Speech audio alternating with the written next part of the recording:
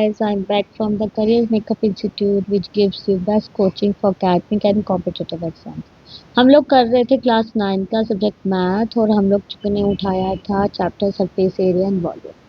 Surface area and volume में last video में हमने 11.4 के 5 क्वेश्चंस कर रहे थे। आज मैं आपको करवाऊंगी उसका क्वेश्चन नंबर 6।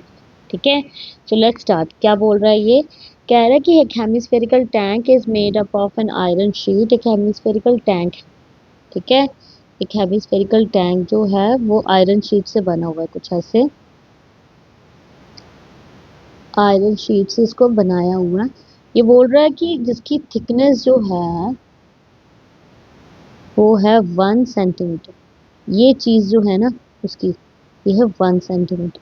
ठीक है, थिकनेस उसकी 1 सेंटीमीटर है। इफ द इनर रेडियस, अगर इसके अंदर का रेडियस जो है वो 1 मीटर है, ये 1 मीटर है, then find the volume of iron use to make the tank. आपने बताना है कि कितना वॉल्यूम होगा कि जितना उन्होंने आयरन यूज किया। ठीक है, तो सबसे पहले सॉल्यूशन में क्या आ जाएगा हमारे पास? हम लोगों के पास है रेडियस। कितना है हमारे पास रेडियस? 1 मीटर। ठीक है, थिकनेस कितनी है? थिकनेस है हमारा 1 सेंटीमीटर। इसको अगर मीटर में करना हो तो 1/100 यानी 0.01 मीटर। अगर मुझे आउटर रेडियस निकालना, आउटर रेडियस निकालना है तो इनर रेडियस प्लस थिकनेस यानी 1 प्लस 0.01, इस सबको प्लस करेंगे तो ये आ जाएगा मेरा रेडियस 1.01 मीटर। यहाँ तक क्लियर?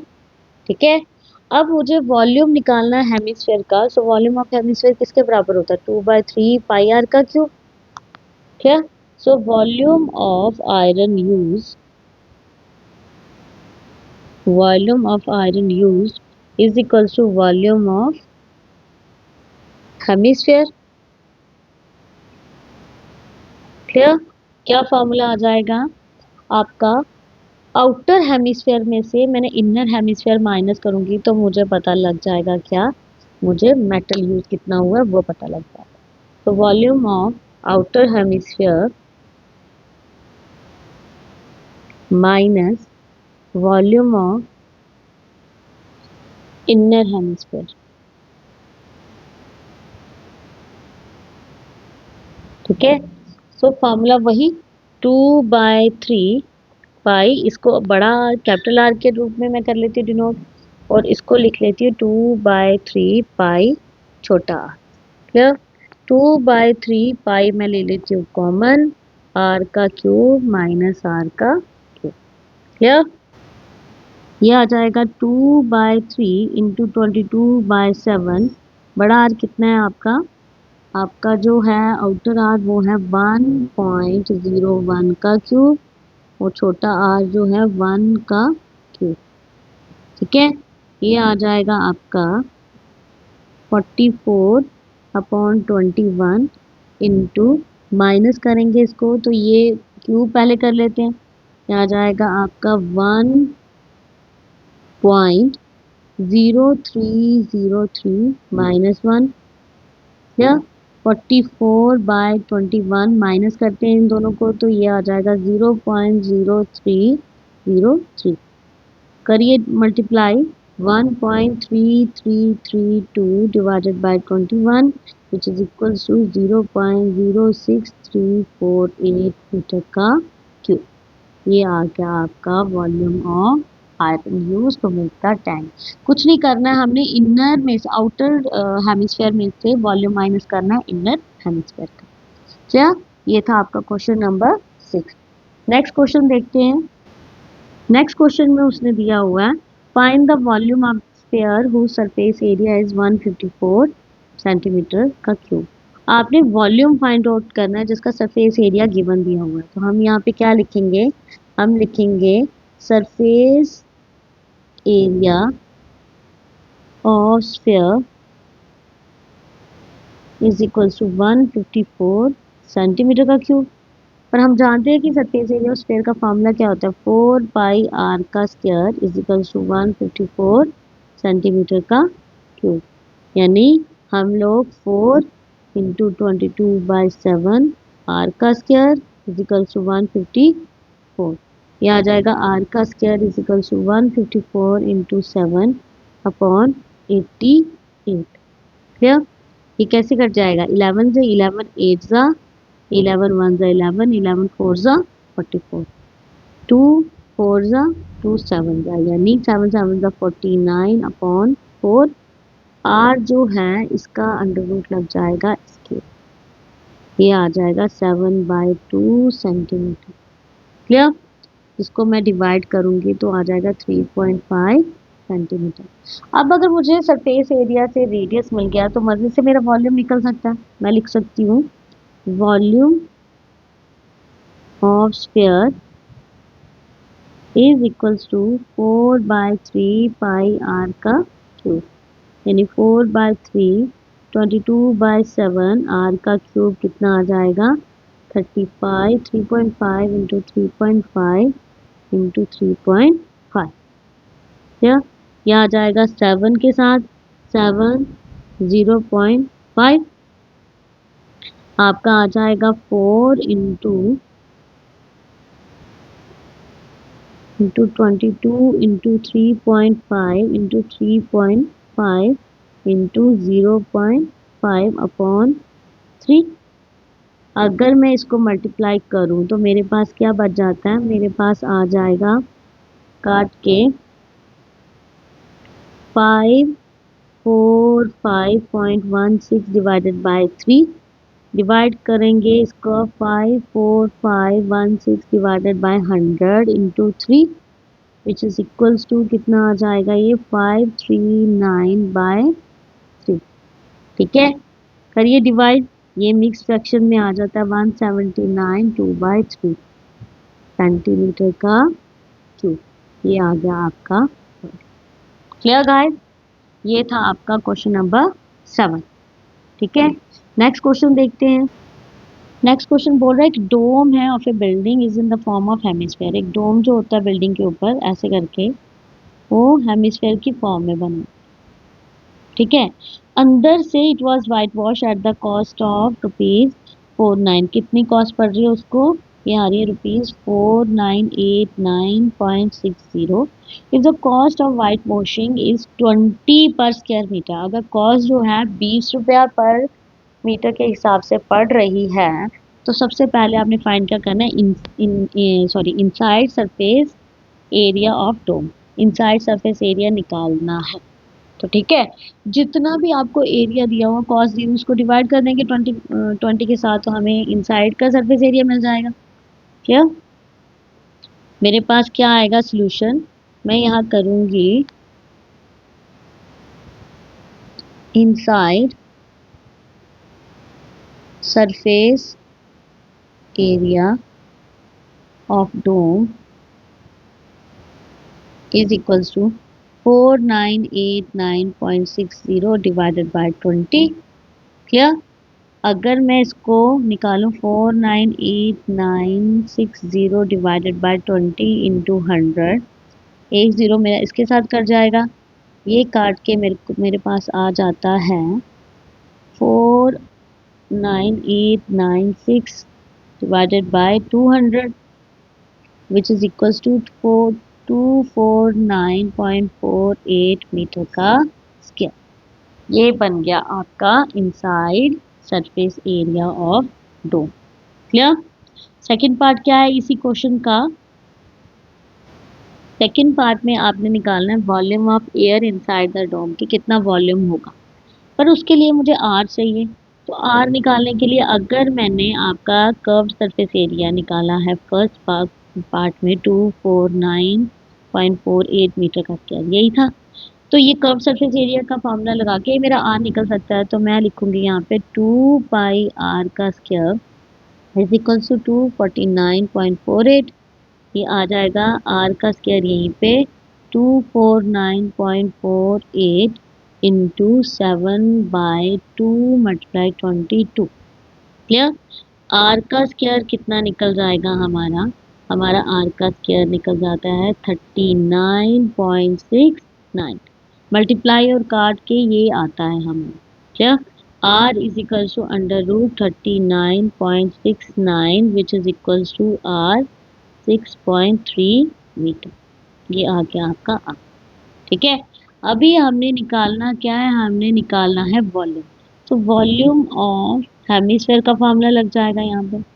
वॉल्यूम ऑफ हेमिस्फेयर का फार्मूला जो है वो क्या है, वॉल्यूम 2/3 पाई आर का क्यूब। तो 2/3 इंटू 22/7 इंटू 6.3 इंटू 6.3 इंटू 6.3। 7 9 63 होता है, तो इसको मैं यहाँ से कर सकती हूँ, लेकिन 3 2.1 ऐसे भी कर सकते हैं, और 7 को 0.3 ऐसे भी कर सकते हैं। तो ये आ जाएगा 44 इंटू 0.3 इंटू 6.3 इंटू 6.3। अब अगर ये आ गया तो सबको मल्टीप्लाई करके आता है 523.908 मीटर का क्यूब।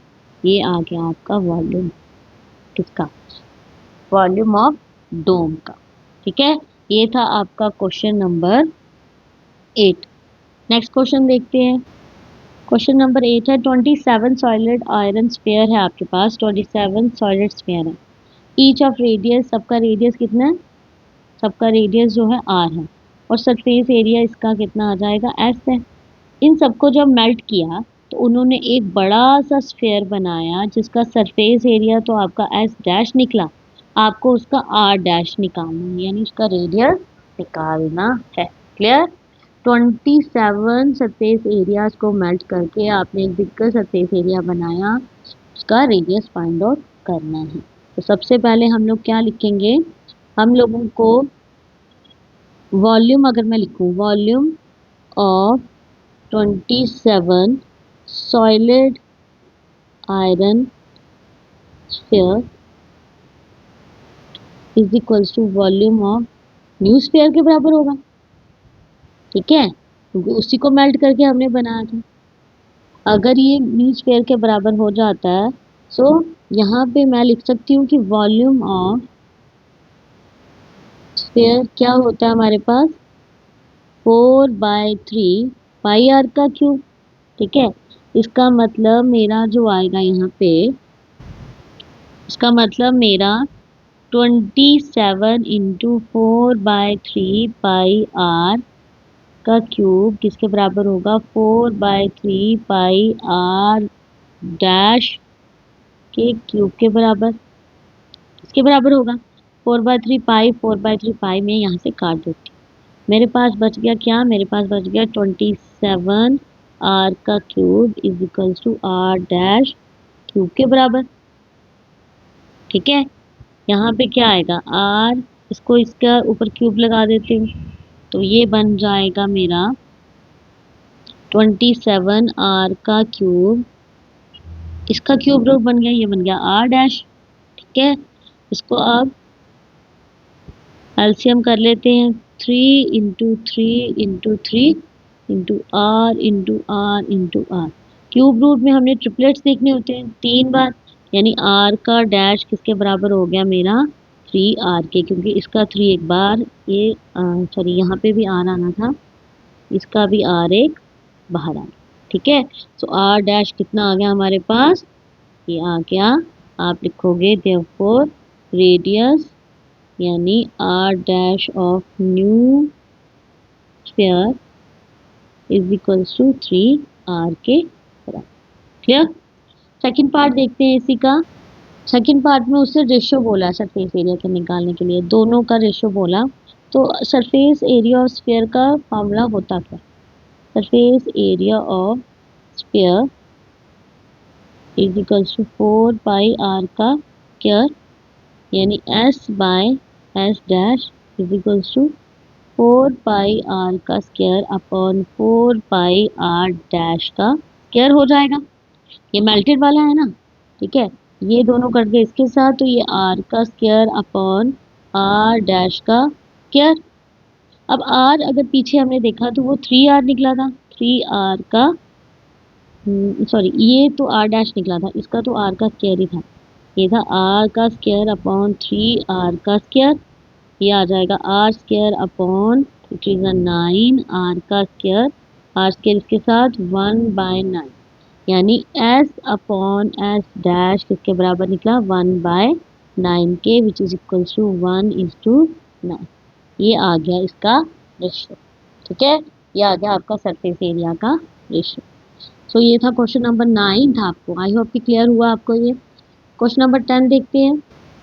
क्वेश्चन नंबर 10 में बोला कि एक कैप्सूल है of medicine is in the shape of A sphere. वो किस शेप में है? स्फीयर की शेप में है। उसका जो डायामीटर दिया हुआ उसने वो कितना दिया हुआ है? 3.5 millimetre. How much medicine is needed to fill the capsule? कितनी मेडिसिन की ज़रूरत होगी इस कैप्सूल को फिल करने के लिए? तो वो कैसे पता चलेगा? वो वॉल्यूम से ही पता लगेगा। ठीक है, तो हम लोगों ने सिंपल वॉल्यूम निकालना है। हम लोग लिखेंगे यहाँ पे वॉल्यूम ऑफ हेमिस्फीयर कितना होता है? वॉल्यूम ऑफ हेमिस्फीयर होता है 4/3 पाई आर का क्यूब। तो डायामीटर कितना दिया हुआ है हमें? यहाँ पे डायामीटर दिया हुआ है 3.5 मिलीमीटर। ठीक है, रेडियस कितना होगा? 3.5/2 which is equal to 35/10 into 2। 5 2 5 7 यानी 7/4 मिलीमीटर। ठीक है, तो वॉल्यूम का फॉर्मूला लगा के निकाल लेते हैं इसको।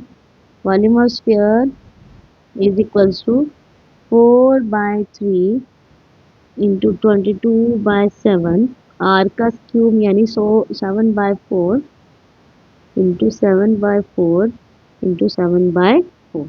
7 के साथ 7 कट गया, 4 के साथ 4 कट गया। क्लियर? 2 2 2 11। ठीक है, ये 2 नहीं कटेगा, ये 2 2 2 11। नीचे मेरे पास जो बच गया वो क्या बच गया?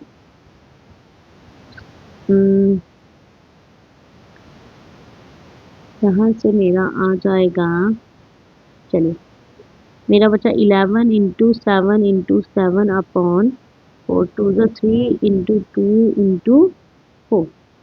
ठीक है, तो इन सबको करने के बाद मेरा आता है 11 into 49 upon 2 2 6 6 4 24 which is equals to 22.48 millimetre का ये निकला आपका क्या कि कितनी मेडिसिन उस कैप्सूल में भरी जा सकती है।